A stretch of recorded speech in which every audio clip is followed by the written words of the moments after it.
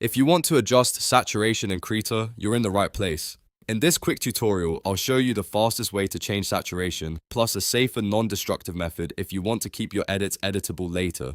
This is super useful whether you're color correcting artwork, making colors more vibrant, or toning things down for a softer look. And if this tutorial helps you out, make sure to hit like and subscribe for more easy Krita guides. Let's jump in.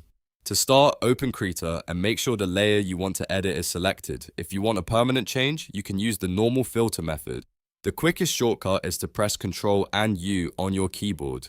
This opens the HSV Adjustment window right away. If you prefer using menus, go to the top menu, click Filter, then Adjust, and then choose HSV Adjustment. Once the HSV Adjustment panel opens, you'll see three main sliders: Hue, Saturation, and Lightness. These are the main controls you need to understand before making any changes. Hue shifts the overall color identity around the color wheel. Saturation controls how intense or vivid the colors look. Lightness changes the brightness by adding white when you move it up or adding black when you move it down. If your goal is to make the image pop, increase the saturation slider by dragging it to the right. You'll notice the colors become richer and more vivid. If the image looks too strong or overly colorful, drag the saturation slider to the left to reduce intensity and move closer to grayscale. This is especially helpful if you want a more muted or realistic look.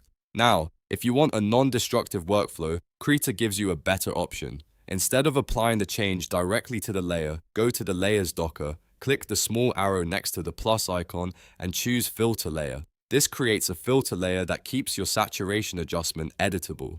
That means you can come back later and fine-tune the effect without permanently changing your original artwork. This is the method I recommend if you're still experimenting with color. It gives you much more flexibility, especially if you're working on a project where you may need to adjust the strength of the effect later. After adding the filter layer, apply the HSV adjustment there and then use the saturation slider just like before. Take a moment to preview the result before confirming. If the image looks too flat, bring the saturation up a little more. If it starts to look unnatural, back it off slightly. Small adjustments often give the best results. You can also use lightness if the image needs balancing, but for most saturation edits, the main slider you'll focus on is saturation. Once you're happy with the look, click OK or confirm the adjustment depending on the method you used. And that's it. You've now learned how to adjust saturation in Krita using both the fast destructive method and the more flexible non-destructive filter layer method. If this video helped, please give it a like, subscribe for more Krita tutorials, and let me know in the comments what software tip you want next. Thanks for watching, and I'll see you in the next one.